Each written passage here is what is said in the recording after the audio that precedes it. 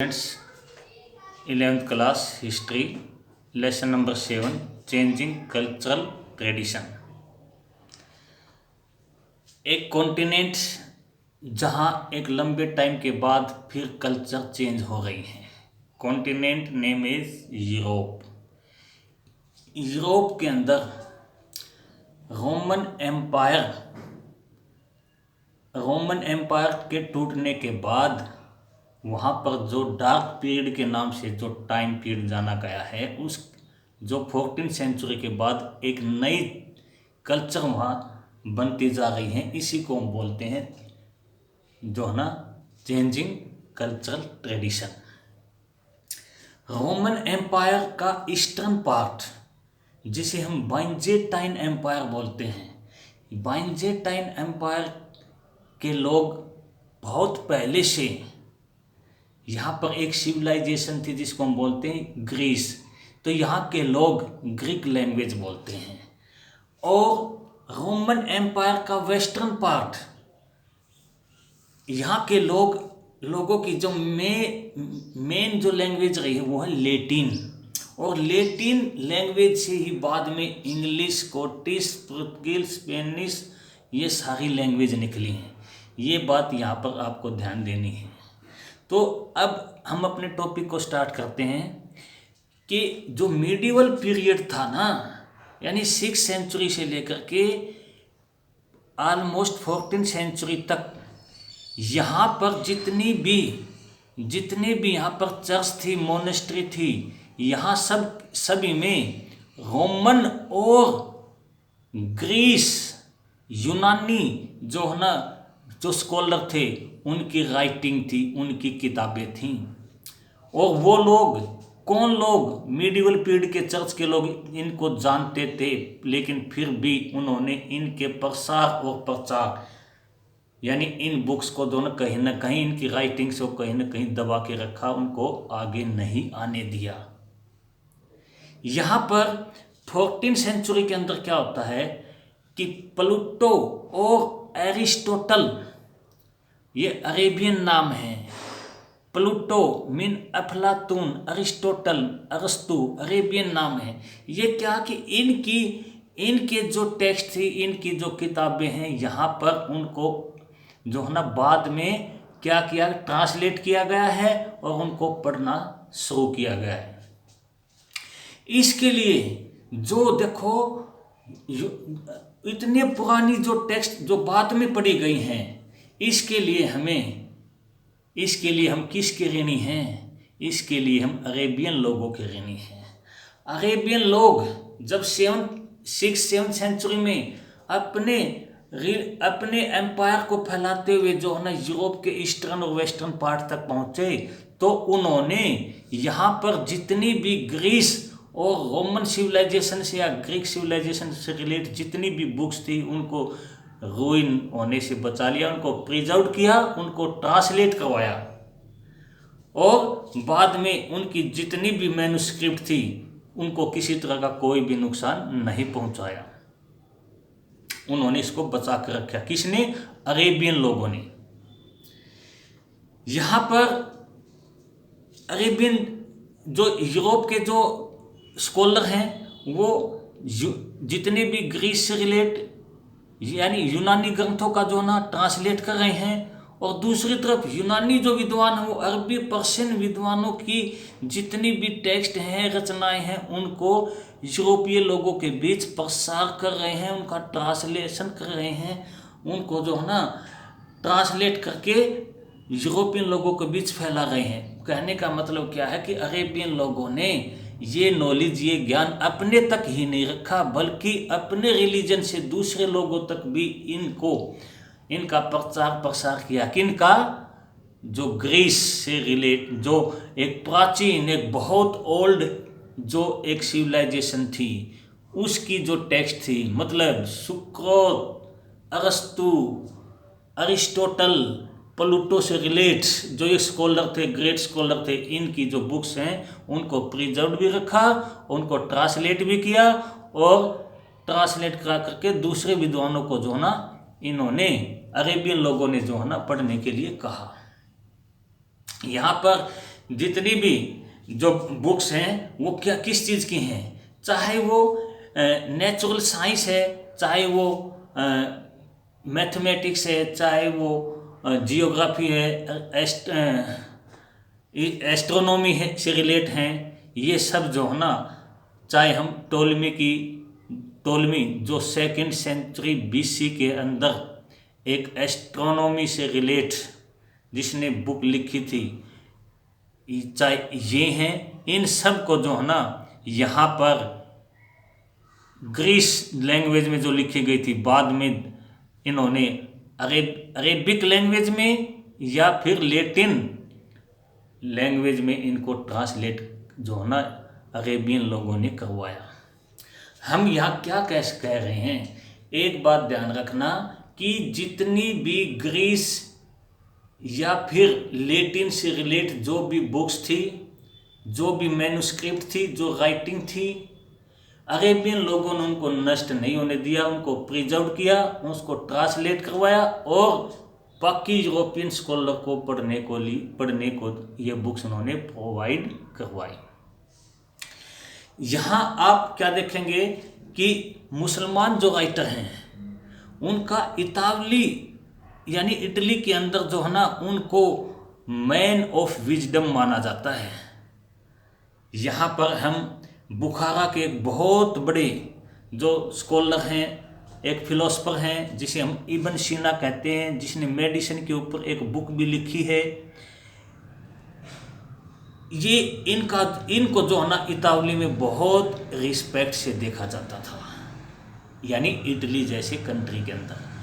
हम अब स्पेन की बात करें तो स्पेन के अंदर जो अरेबियन जो स्कॉलर हैं लाइक इब्न रुशद, पहले वाला कौन है जो इटली में जिसको रिस्पेक्ट दी गई है, इब्न सीना, ये स्पेन में कौन है, इब्न रुशद।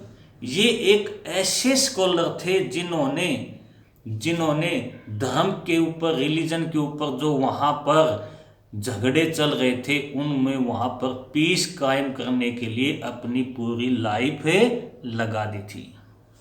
इसलिए क्रिश्चियन जो थिंकर थे वो इनको अपना एक तरह से जो है ना गुरु मानते थे। किसको? इब्न रुशद को। तो इस तरह ये क्या हैं, ये मानववादी, इसको हम कहते हैं ह्यूमनिस्ट आइडिया जो हैं वो अब जो है ना वो स्प्रेड हो रहे हैं, ह्यूमनिस्ट आइडियाज स्प्रेड हो रहे हैं और बहुत सारी यूनिवर्सिटी के अंदर, वहाँ के करिकुलम के अंदर बहुत सारे जो मेन सब्जेक्ट हैं लाइक लॉ, मेडिसन, रिलीजन से रिलेट, वहाँ के यूनिवर्सिटी के करिकुलम में इनको इंक्लूड किया गया है। बाद में ये सब कुछ आहिस्ता आहिस्ता स्कूलों में भी जो है ना इटली के स्कूलों में भी पढ़ाया जाने लगा और बाद में इटली से बाहर निकल करके ये पूरे यूरोप कॉन्टिनेंट में पढ़ाया, इसके बारे में जो है ना पढ़ाया जाना शुरू कर दिया। तो हमने क्या पढ़ा है, साइंस एंड फिलोसफी। इसको बचा करके रखने वाले कौन लोग हैं? अरेबियन लोग हैं। ये कौन सी फिलोसफी को, साइंस को बचाया है? जो एक बहुत टाइम पहले, जिसको हम ग्रीस या लैटिन टाइम की जो बुक्स हैं उनको बचा करके इन लोगों ने रखा है और दूसरे लोगों तक ये जो है ना पहुंचाने का काम अरेबियन लोगों ने किया है, जिसको हम कह सकते हैं कि अरेबियन मीन जो मुस्लिम थे, जो 6th सेंचुरी में मक्का मदीना से उठ करके नॉर्थ में गए, नॉर्थ से नॉर्थ वेस्ट में यूरोप की ओर गए, ये वो लोग हैं। Next point, the artist and realism, इसको हम करेंगे। आर्टिस्ट, हम क्या देख रहे हैं, हम कह रहे हैं कि इस पीरियड में, इस पीरियड का मतलब क्या, 14 से 17 सेंचुरी तक जो ह्यूमनिस्ट जो आइडियाज थे उसको पूरा करने के लिए केवल फॉर्मल एजुकेशन ही सही नहीं थी, या हम कह सकते पूरी तरह फिट नहीं थी, बल्कि इसको आर्ट और आर्किटेक्चर और बुक्स के द्वारा भी इसको फैलाने में जो ना भूमिका निभाई थी। मेरे कहने का मतलब क्या है कि ह्यूमनिस्ट जो आइडियाज़ हैं वो केवल स्टडी के द्वारा ही नहीं फैले, बल्कि वो आर्ट, आर्किटेक्चर और बुक्स के द्वारा भी फैले गए हैं। यहाँ हम क्या बात करते हैं, यहाँ हम कुछ ऐसे आर्टिस्ट के बारे में बता रहे हैं जो बहुत बड़े आर्टिस्ट जो है ना माने गए हैं। ये बताया जाता है कि आदमी जब कोई भी इमेजिनेशन करता है तो इमेजिनेशन से एक ब्यूटीफुल फिगर नहीं बन सकता जब तक उसके माइंड में उसकी लाइफ की कॉपी सेट नहीं हो जाती, तभी वो एक बहुत ब्यूटीफुल फिगर यानी अपनी कलाकारी को दिखा सकता है। यहाँ पर एक जो है ना एक स्केच है जो किसने बनाया है, एल्बर्ट ड्यूरर एक जो है ना पेंटर हैं। यहाँ पर 15 सेंचुरी में 15 और 16 सेंचुरी के अर्ली डिकेड में उन्होंने जो है ना यह एक पेंटिंग की है जो क्या है, प्रेयरिंग हैंड्स। आप अपनी बुक के 158 पेज पर देखोगे तो लगेगा कि ये जो प्रेयरिंग हैंड हैं ये इनमें कितना रियलिज्म लग रहा है। ये 16 सेंचुरी के अंदर ये इटली की जो कल्चर है उसका जो है ना आभास करा रही है कि यहाँ के लोग कितने डीपली रिलीजियस थे। बट ड्यूरर को ये कॉन्फिडेंस था कि आने वाले टाइम के अंदर यहाँ के जो मैन हैं वो जो है ना पूरी तरह से इस यूनिवर्स और वर्ल्ड की जो मिस्ट्री है उसको आसानी से सुलझा लेंगे।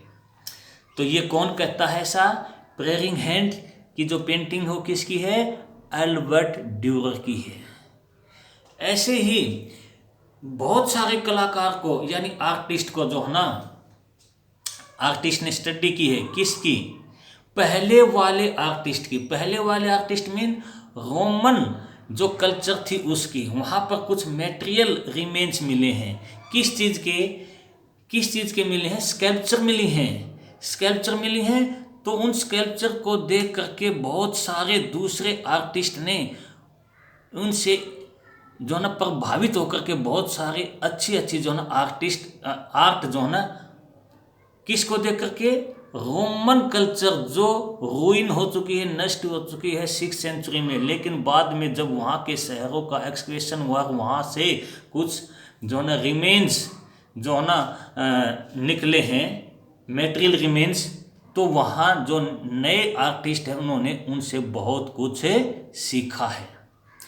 यहाँ पर ऐसे आर्टिस्ट हुए हैं जिन्होंने बहुत एक्यूरेट स्टैचू जो है ना बना दिए हैं, और उन स्टैचू को पढ़ करके बहुत सारे जो मेडिसिन से रिलेट जो प्रोफेसर हैं उन्होंने बहुत बड़ी जो है ना कामयाबी हासिल की हैं। यहाँ पादुआ यूनिवर्सिटी के अंदर मेडिसिन के डॉक्टर जो बेल्जियम से रिलेट थे, उन्होंने पहली बार ह्यूमन बॉडी का जो ना डिसेक्शन किया है, और इसे हिस्ट्री में जो है ना क्या एक मॉडर्न जो है ना फिजियोलॉजी का टाइम माना है।